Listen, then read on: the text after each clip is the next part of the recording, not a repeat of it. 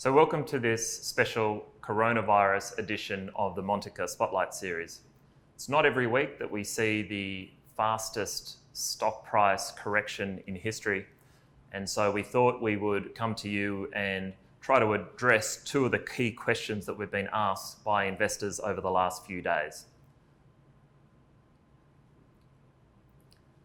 So the way we're seeing the data out of China is that we're seeing a clear slowing in growth in new cases being confirmed, which is really positive.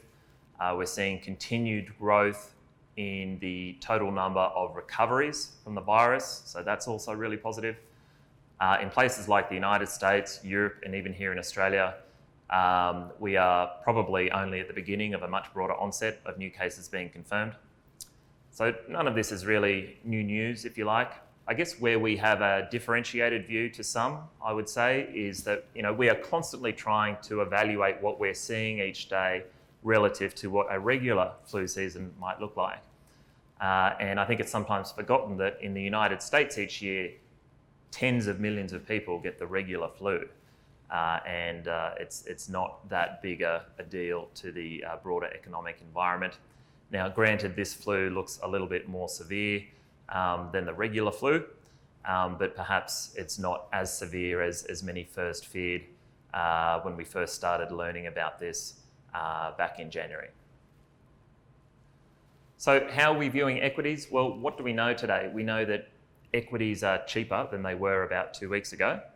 So cheaper means less risky, not more risky, all else being equal. We know that interest rates are low and falling. Even here in Australia, the RBA recently cut its interest rate by 25 basis points. And we are seeing new measures of fiscal stimulus being affected by governments in all parts of the world, from Europe to China, and we expect to see more fiscal stimulus measures being announced around the world over the coming weeks and months. So perversely, the setup for equities is actually pretty good. At the end of the day, our objective here at Montaka is to compound your wealth alongside our own wealth over not just days and weeks, but over decades. And so through this lens, we are certainly staying the course.